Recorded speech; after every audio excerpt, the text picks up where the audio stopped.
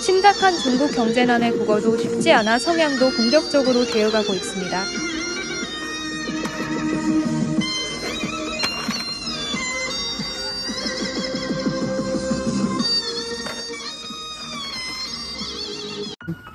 你都睡到这儿了，热了几天了？没地方去。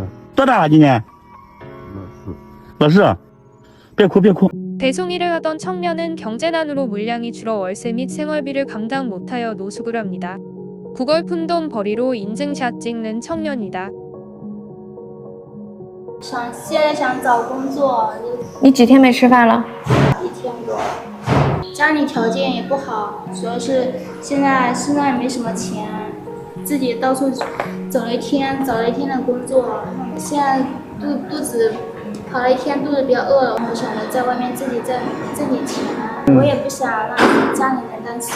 你现在的心愿是什么？现在想找工作，找你们借一点钱，我工作了以后我就会还给你们。今年找工作是不是感觉特别难，尤其难？哎，告诉你，不是你的错觉，你就看看去年啊，咱们中国有46万家企业倒闭，310万个个体户注销，青年失业率都突破了20%，36岁以上的失业率，那不好意思，没公布，大环境不好啊，哔哔哔哔。大部分企业它都在降本增效，它不招人呢，要么就是裁员。你今年找工作压力，你说大不大？也有人说，实在不行，咱们就灵活就业呗，对吧？快递也能送，外卖也能送，网约车也能跑，自媒体啊，咱也能写两句。这些呀，你在走投无路的时候，肯定是一种备选。但如果说你要全职来做这个东西，那承担的风险还是很大的。而且这些可都是新时代的体力活呀，这苦你吃得了吗？是吧？如果说咱们实在找不到工作，那一定要勒紧裤腰带，千万不要乱花钱、乱消费。上个月被裁员了，没有车，没有房，也没有存款，还有负债。35岁是犯了天条啊，没有人敢用是吧 ？boss 上投了一堆的简历，大部分都是已读不回。我今年37岁，失业在家整整1年半了。今天又去面试了3家公司，然后呢都被拒了。原因的话呢，就是说35岁太大了。 밥 먹을 돈도 사치로 만두와 물로 허기를 채웁니다.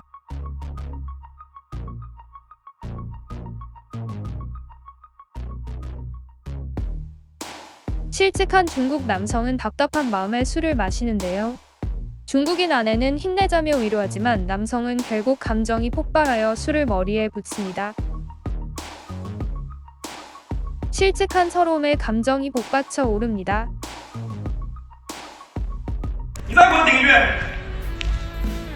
我立马让你走。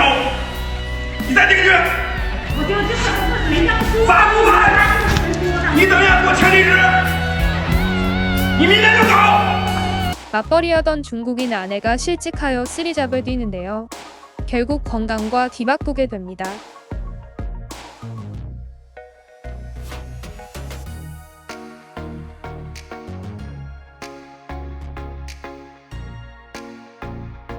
중국의 커뮤니티에서 중국인이 최근 중국에서의 삶을 토로할 화제인데요. 어떻게 돌아가고 있는지 글을 번역하여 보도록 하겠습니다. 최근 실업자가 급증하고 있습니다. 저는 주변의 많은 친구들과 친척들이 이유 없이 회사에서 해고당하고 내부 구조조정, 성과평가, 하위자 퇴출, 심지어 전체 부서 해체까지 이어지는 사례를 많이 목격했습니다. 이러한 현상은 대기업뿐 아니라 공장에서도 빈번하게 폐업 소식이 전해지고 있어 시장 경쟁의 심화를 보여주는 지표입니다.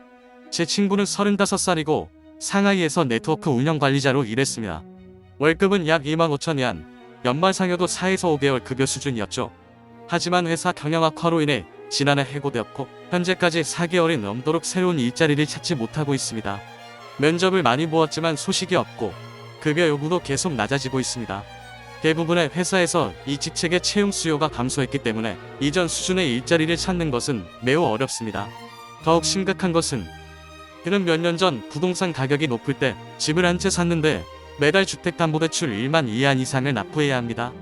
현재는 매일 좌절감에 빠져 있으며 실업의 충격과 주택담보대출 부담으로 인해 숨막히는 느낌을 받고 있다고 합니다.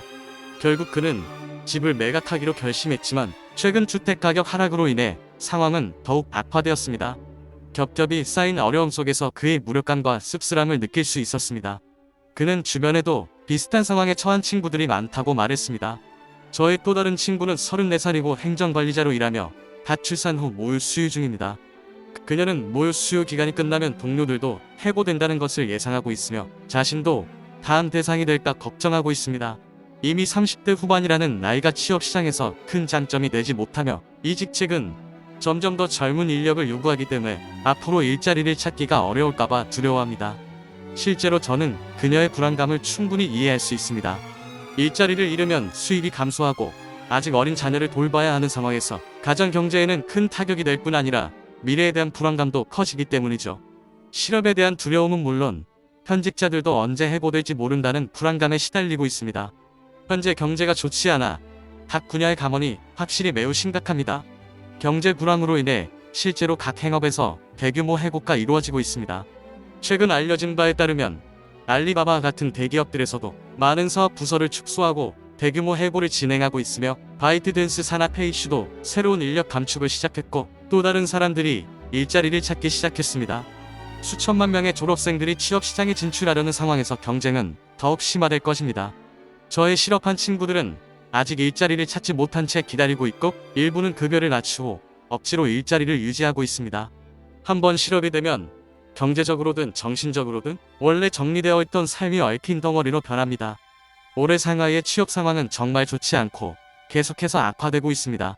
전직하거나 잦은 퇴사를 고려하는 사람들은 신중히 생각해야 합니다. 대부분의 사람들은 무거운 책임을 지고 있습니다. 특히 주택담보대출을 갚아야 하는 사람들은 더욱 그렇습니다.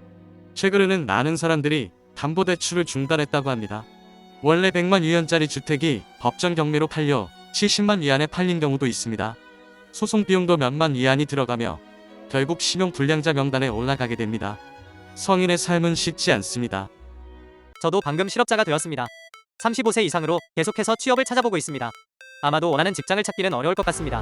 하지만 취업을 하지 않으면 사회보험 등 매년 많은 돈을 내야 하며 일상생활 비용도 돈이 필요합니다. 현재는 부업으로 생계를 유지하고 있지만 수입이 불안정합니다.